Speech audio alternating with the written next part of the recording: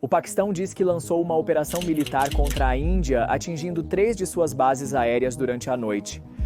Na noite de ontem, o Fundo Monetário Internacional liberou United States dólares 2,3 bilhões para o Paquistão. Em menos de 12 horas, o país lançou mais um ataque contra a Índia. Como previsto, a Índia se opôs ao novo empréstimo de 1,3 bilhão de dólares para o Paquistão. A Índia questionou os frequentes resgates do Fundo Monetário Internacional ao Paquistão. As tensões entre a Índia e o Paquistão estão no seu auge. Intenso bombardeio, drones e ataques aéreos, troca de mísseis e até rumores de uma possível escalada nuclear. Em meio ao caos, uma manchete surpreendente. O Fundo Monetário Internacional aprovou United States dólares, 2,4 bilhões em fundos de resgate para o Paquistão. Isso é chocante porque, enquanto o Paquistão gastava bilhões atacando a Índia com armas chinesas, estava pedindo aos países ocidentais um resgate financeiro. Isso porque a economia do Paquistão já estava em sérios problemas. A dívida externa é de 133 bilhões de dólares, enquanto as reservas cambiais são de apenas 15 bilhões e 300 milhões de dólares. Mas, apesar desses números patéticos, o Paquistão está desesperado por um conflito com a Índia, em vez de se concentrar em sua economia. A Índia protestou contra o Fundo Monetário Internacional, alegando que o Paquistão poderia desviar os fundos para apoiar o terrorismo. Apesar do histórico de terrorismo, por que o Fundo Monetário Internacional concedeu o empréstimo? E por que o Paquistão está desesperado por uma guerra com a Índia? A resposta está nas poderosas entidades que controlam silenciosamente o Paquistão nos bastidores. A propósito, não é apenas a China. Para contextualizar quão ruim é a economia do Paquistão, esta não foi a primeira vez que o país recorreu ao Fundo Monetário Internacional. Este foi o 20º resgate. Sim, 20º. Para piorar, quando o conflito com a Índia se intensificou, a Bolsa de Valores do Paquistão despencou 7,2% em um único dia. Isso ocorreu pois o conflito gerou pânico e investidores estrangeiros começaram a retirar seus investimentos. Após a coronavírus, o Paquistão enfrentou inflação disparada, reservas cambiais esgotadas, colapso industrial e desemprego recorde. Então a questão é: por que um país com sua economia já em águas profundas escolheria a guerra? Agora vocês sabem que essa guerra é loucura. Havia conversas sobre armas nucleares, propaganda chinesa e muito mais. O YouTube não curte vídeos controversos, e guerras são os tópicos mais polêmicos que existem. Então, se puder nos ajudar a cobrir notícias clicando no botão de curtir e se inscrever abaixo, isso nos ajudará muito. Veja, lutar uma guerra é insanamente caro, e no momento, o Paquistão está enfrentando uma grave crise econômica. Índia e Paquistão conseguiram independência ao mesmo tempo. De fato, na década de 1980, o Paquistão tinha uma renda per capita maior que a Índia, China e Bangladesh. Mas hoje, a renda per capita do Paquistão é de cerca de 1.566 dólares, quase metade da Índia, que está em torno de 3.000 dólares, apesar do fato de que a Índia, na verdade, tem 6 vezes a população do Paquistão. E, chocantemente, 40% da população do Paquistão ainda vive na pobreza. O Paquistão é uma das nações mais pobres do sul da Ásia. A atual taxa de crescimento do produto interno bruto é de apenas 2,5%, o suficiente somente para acompanhar o crescimento populacional. Como resultado, o produto interno bruto per capita do Paquistão diminuiu nos últimos anos.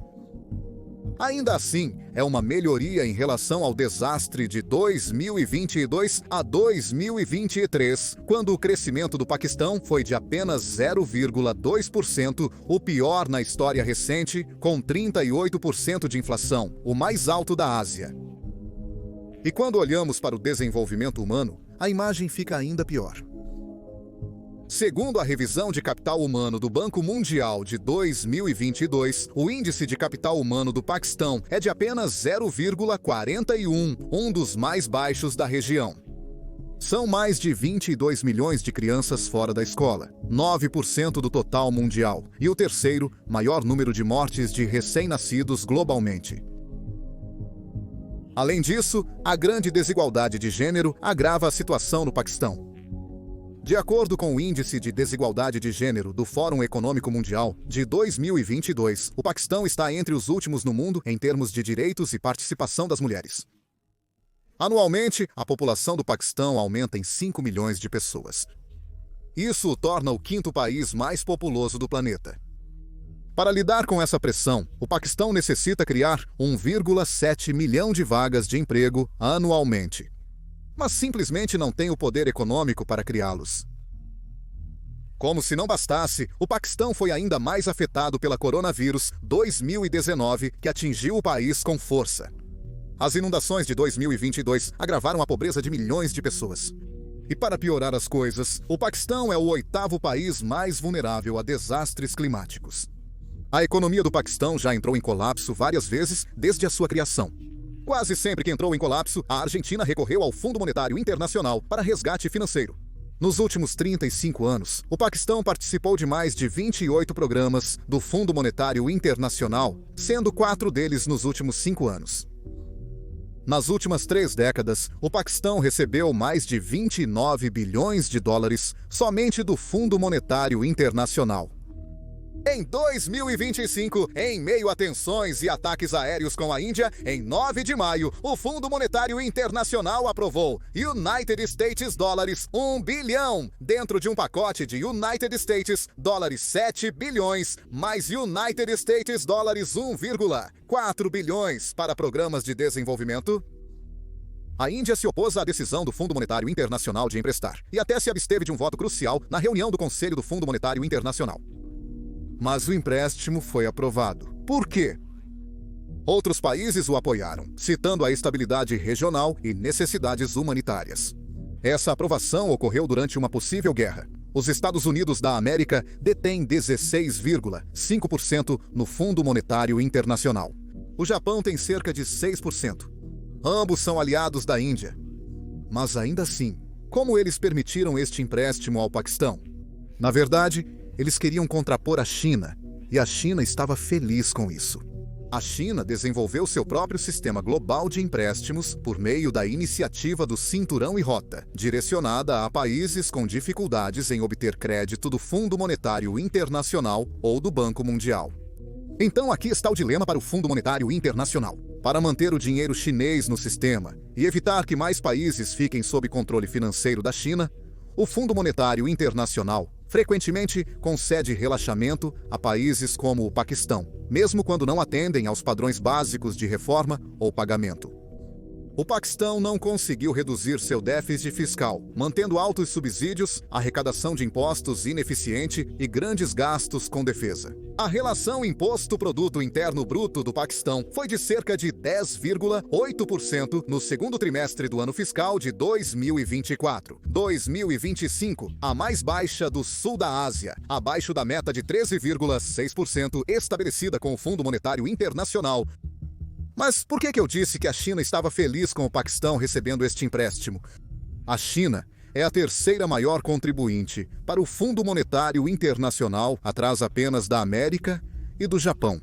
Disse que a China teve um papel fundamental nisso, porque a China é o aliado mais próximo do Paquistão, pelo menos no papel.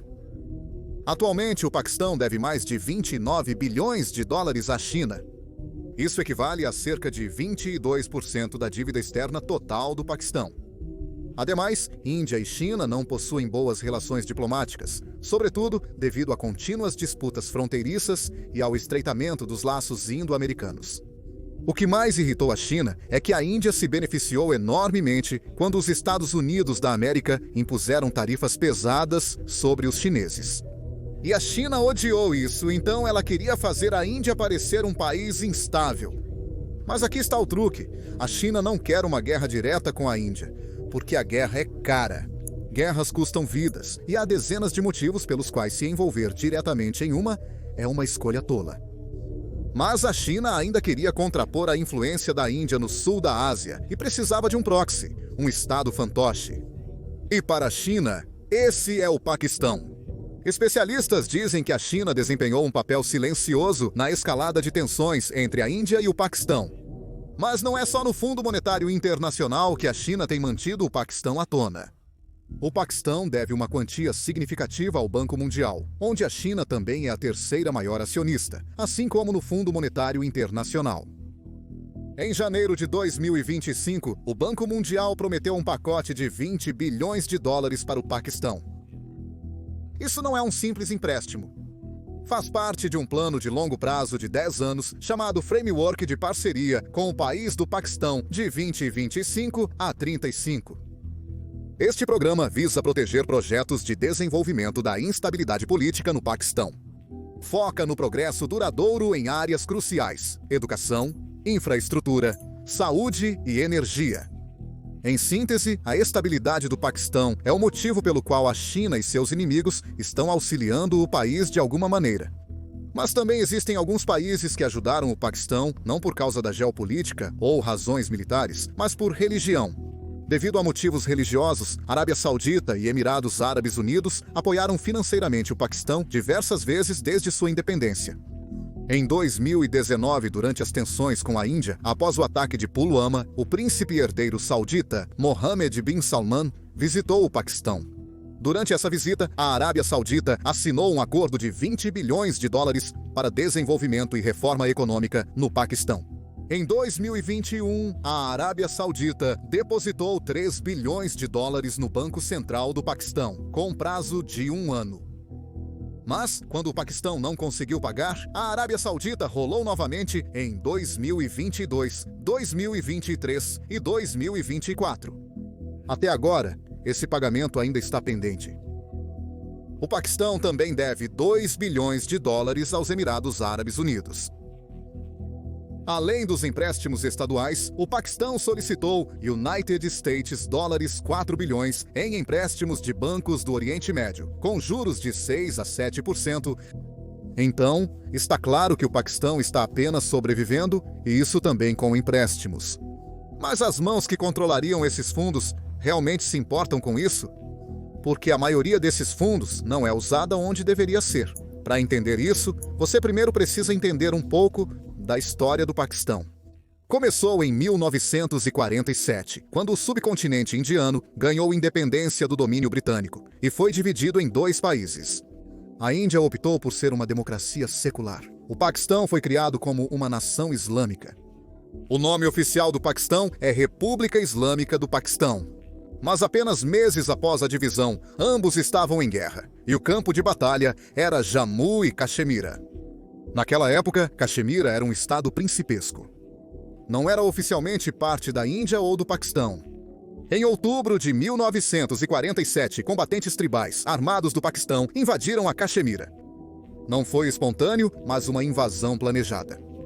Enfrentando uma invasão sem um exército próprio, o Maharaja Hari Singh, governante da Caxemira, recorreu à Índia em busca de ajuda. Mas, para que as tropas indianas entrassem legalmente, o Maharaja assinou o instrumento de adesão e só então a Índia enviou tropas. A primeira guerra entre Índia e Paquistão durou até 1948 e, no final, a Caxemira foi dividida. O Paquistão assumiu o controle da região ocidental, o que agora chamamos de Caxemira ocupada pelo Paquistão. O Paquistão reivindica a Caxemira por ser uma região de maioria muçulmana. Mas isso não faz sentido porque a Índia é um país secular e tem uma população muçulmana considerável. Na realidade, a questão da Caxemira tem menos a ver com religião agora e mais a ver com política, poder e estratégia. Mas por que o Paquistão quer a Caxemira? Jammu e Caxemira fazem fronteira com Paquistão, Afeganistão e China. Isso implica que o controle dessa região garante acesso direto à Ásia Central. Na Guerra de 1947, o Paquistão capturou a parte ocidental de Jammu e Caxemira, incluindo áreas próximas ao Afeganistão. Isso deu ao Paquistão uma vantagem estratégica, uma possível rota terrestre para a Ásia Central. De fato, a Ásia Central é tão importante que os Estados Unidos da América investiram bilhões para dominar a região, e o Paquistão foi um dos principais beneficiados. Entre 1954 e 1965, a assistência econômica dos Estados Unidos da América ao Paquistão foi de bilhões de dólares, com 2,3 bilhões apenas em 1962. Esse apoio contribuiu para a modernização do exército e da economia paquistanesa. Após as guerras Índia-Paquistão em 1965 e 1971, a ajuda militar diminuiu drasticamente. A Guerra Soviético-Afegã nos anos 80 levou o relacionamento entre Estados Unidos da América e Paquistão ao seu auge. Washington passou uma ajuda de 32 bilhões e meio de dólares para apoiar os serviços militares e civis do Paquistão, tudo para apoiar o Mujahideen afegão lutando contra as forças soviéticas. Foi o auge da assistência americana ao Paquistão. Dinheiro, armas e apoio político fluíam livremente. Mas nos anos 1990, as coisas mudaram. Com o fim da União Soviética, o interesse dos Estados Unidos da América no Afeganistão diminuiu e o programa nuclear do Paquistão se tornou preocupante. Em 1990, sob a emenda Pressler, os Estados Unidos cortaram 564 milhões de dólares em ajuda militar, acusando o Paquistão de perseguir armas nucleares. Mas as coisas mudaram logo. Por causa do 11 de setembro, a história virou novamente. Os Estados Unidos da América necessitavam do Paquistão como principal aliado em sua guerra contra o terror. Bilhões em ajuda, apoio militar e econômico começaram a fluir mais uma vez. Washington dependia fortemente do Paquistão para inteligência, bases de drones e contra-terrorismo. Mas, com o tempo, as suspeitas cresceram, especialmente com relatórios de terroristas escondidos nas regiões tribais do Paquistão. Isso gerou cortes de ajuda de dólares 300 milhões e aumento contínuo das tensões. Após 2013, à medida que o Paquistão se aproximava da China, a postura da América mudou novamente. Em 2018, o então presidente Donald Trump cancelou 300 milhões de dólares em ajuda, culpando o Paquistão por apoiar militantes. Em fevereiro de 2025, poucas semanas após retornar ao poder, Trump suspendeu novamente a ajuda, cortando United States dólares 845 milhões em financiamento dos Estados Unidos da América para projetos no Paquistão. Mas alguma forma de ajuda ainda continua vindo do governo americano, não para fins militares, mas para ajuda humanitária. Portanto, o Paquistão possui uma grande vantagem devido à sua localização privilegiada, o que lhes rendeu bilhões de dólares. Então, seja em ajuda ou empréstimos, o Paquistão recebeu grandes quantidades de dinheiro. Mas, para onde foi todo esse valor? Porque mesmo após receber várias ajudas e empréstimos de diferentes organizações e países, a condição do povo paquistanês permanece lamentável. Há um famoso ditado para o Paquistão: todo país tem um exército, mas no Paquistão, o exército tem um país. Desde a independência, nos últimos 78 anos, o Paquistão teve 23 primeiros ministros, e nenhum deles completou um mandato completo de 5 anos. O país nunca teve um governo estável, marcado por 3 golpes militares. De 1953 a 1954, o Paquistão teve sua primeira intervenção militar. Durante o governo de Ghulam Muhammad, como governador-geral, a instabilidade política e econômica o levou a dissolver a Assembleia Constituinte, receando restrições ao seu poder. Com apoio do exército, a ação depôs o primeiro-ministro Khawaja Nazimuddin, justificada pela doutrina da necessidade, que permite intervenção militar em crises nacionais. O segundo golpe militar ocorreu em 1977, liderado pelo general Zia-ul-Haq, chamado de Operação Jogo Limpo. Em 5 de julho de 1977, o general Zia-ul-Haq liderou um golpe contra o primeiro-ministro Zulfikar Ali Bhutto, citando seu crescente poder e falha em gerenciar a agitação política. Apesar dos avisos, Bhutto prosseguiu com as eleições, levando à sua prisão e à imposição da lei marcial. Zia suspendeu a Constituição, dissolveu o parlamento e governou por mais de uma década. O terceiro golpe militar ocorreu em 1999, quando as tensões aumentaram entre o presidente Pervez Musharraf e o primeiro-ministro Nawaz Sharif. Musharraf, chefe do Estado-Maior do Exército, enfrentou um desafio quando Sharif tentou removê-lo. Musharraf declarou o estado de emergência, removeu Nawaz Sharif e assumiu o governo. O governo militar de Musharraf durou quase uma década. Além desses 3 golpes bem-sucedidos, o Paquistão enfrentou várias tentativas fracassadas de golpe e períodos de agitação civil. Líderes militares costumam intervir na política do Paquistão, com algumas tentativas fracassando por resistência pública, ações políticas ou desorganização dentro do próprio exército.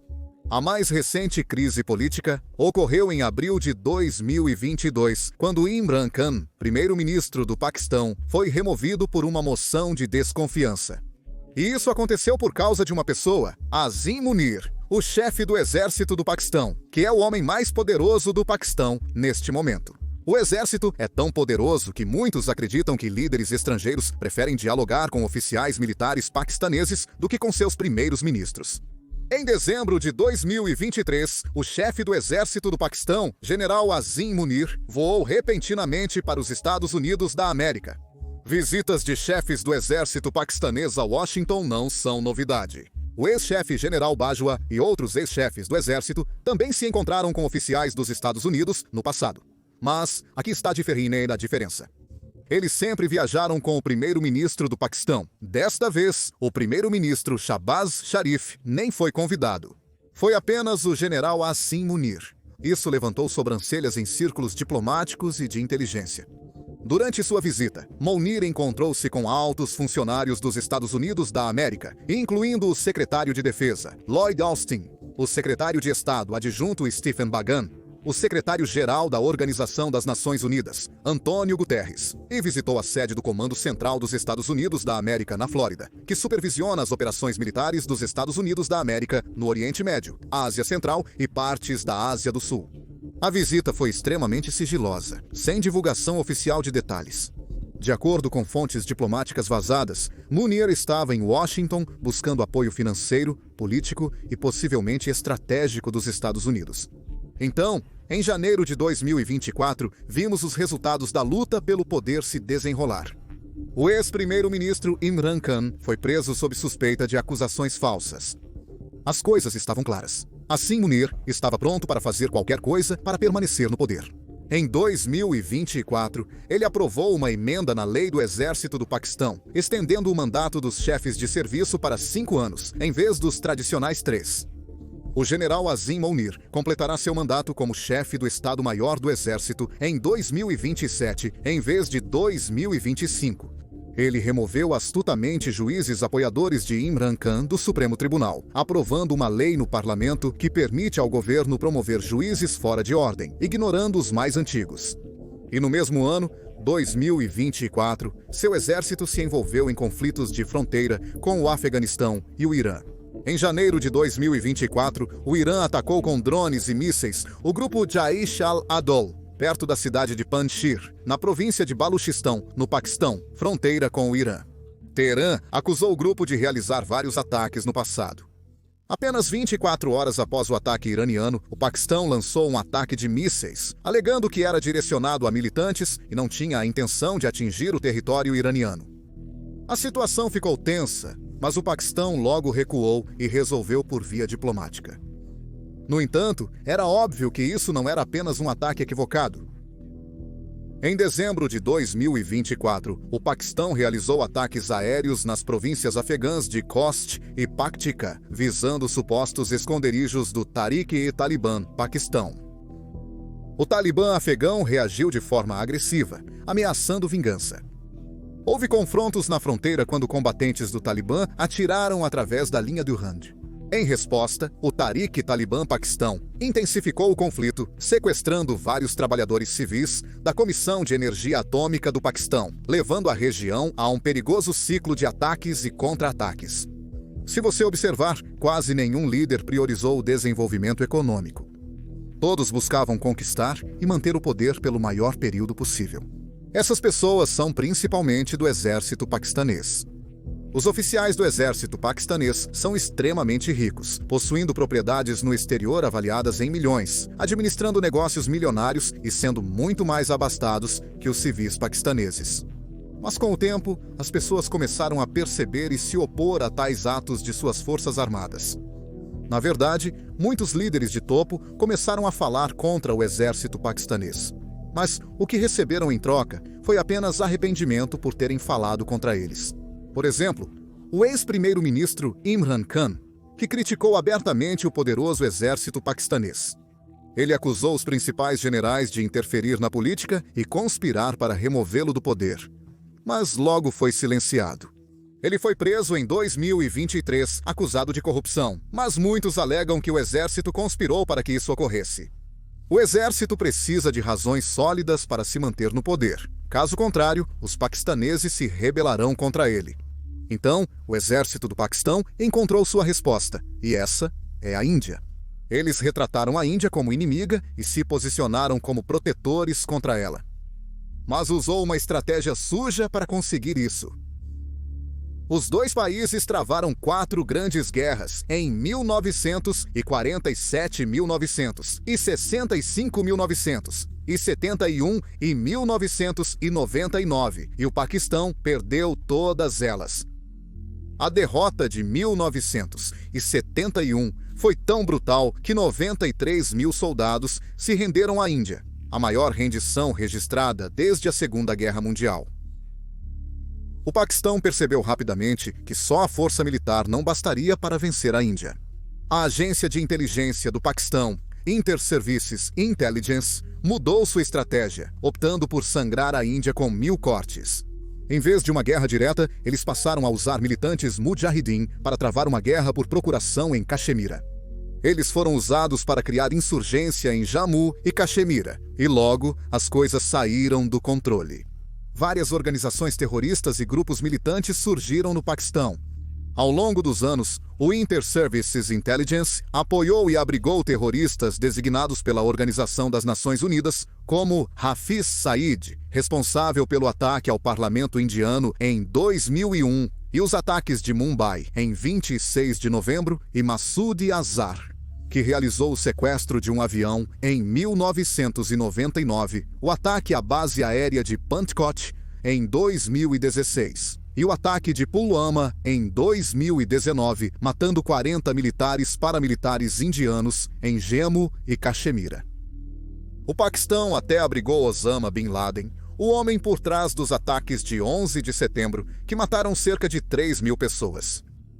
Observando o cenário atual, seu exército tem buscado fazer o mesmo. Apenas alguns dias antes do mortal ataque terrorista em Pahalgam, Asim Munir fez um discurso provocativo referindo-se à teoria das duas nações hindu-muçulmana e mencionou a Caxemira. Então provocou a Índia com o ataque terrorista em Pahalgam, que matou 26 pessoas. E a Índia retaliou.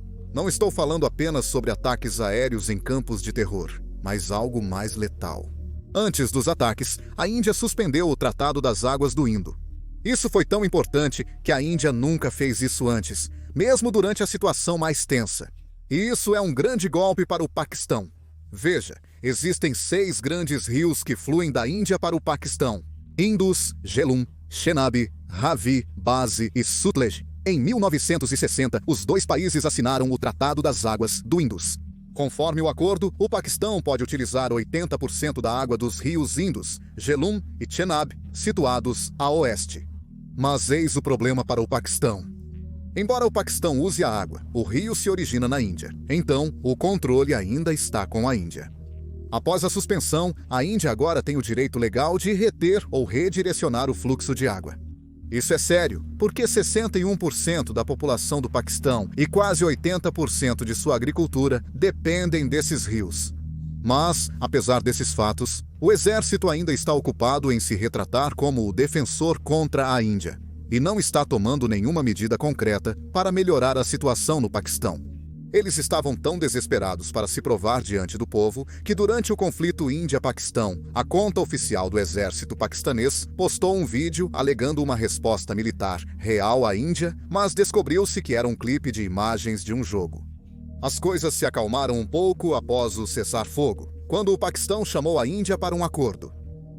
A principal razão alegada é um vazamento nuclear em uma base aérea paquistanesa após um ataque de mísseis da Índia. Alguns afirmam que foi feito para evitar uma possível escalada nuclear, enquanto outros dizem que o Paquistão agiu assim porque iria à falência se envolvesse em uma grande guerra com a Índia. Após esse cessar-fogo, muita propaganda surgiu alegando muito dano. A Índia apresentou evidências dos ataques, mas o Paquistão não. Mas a propaganda está funcionando e o exército alcançou seu objetivo. Os paquistaneses celebram o triunfo contra a Índia. Cidadãos paquistaneses se reuniram para um dia de ação de graças às forças armadas do país. Embora o exército paquistanês conheça a realidade, ele garantiu o apoio de seu povo. Apesar do exército paquistanês ter apoio público no momento, logo será completamente exposto. Quando? Só o tempo pode dizer.